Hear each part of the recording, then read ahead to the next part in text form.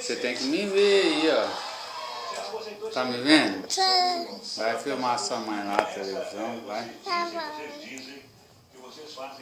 Televisão. Geralmente no meu tempo, quando eu era locutor... Não, mais de longe, tem que ficar mais longe, né? A Rádio Nacional do Rio de Janeiro, todo artista que estava começando, no Rio ninguém conhecia. Mas ninguém me conhece aqui, mas no norte eu sou famoso. Filma a televisão. É a história de Rapaz, vocês é a também, nossa que ninguém história, conhece sim. vocês em São Paulo. Mais Ninguém longe. conhece, mas lá em casa a gente...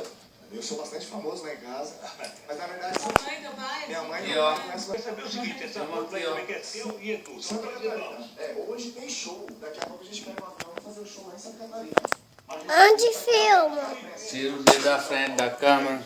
Tá filmando, é que você tá fechando a câmera aí. Você pega aqui, Carolina. E aqui, ó. Eu já vi o teu programa, Ô pai,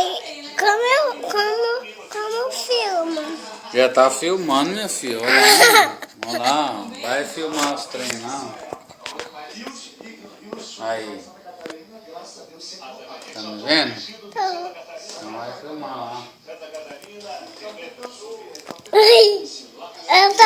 Eu tô de... Onde filma? Tá filmando já. Tira o dedo da frente da câmera. Aí, vai lá no sua mãe. Músicas covers também. Onde filma? Tá filmando já. É só você ver a pessoa que tá filmando. Nossa, mas hoje aqui a gente Tá muito perto, aí você não vê. Põe na televisão lá. No rumo da televisão.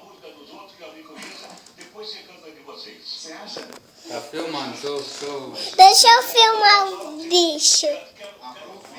Ai, meu Deus. Tira o dedo da frente da câmera. Aí. O bicho tá pequenino. Tá bom. Chupando.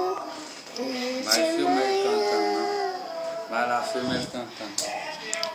Daí mesmo.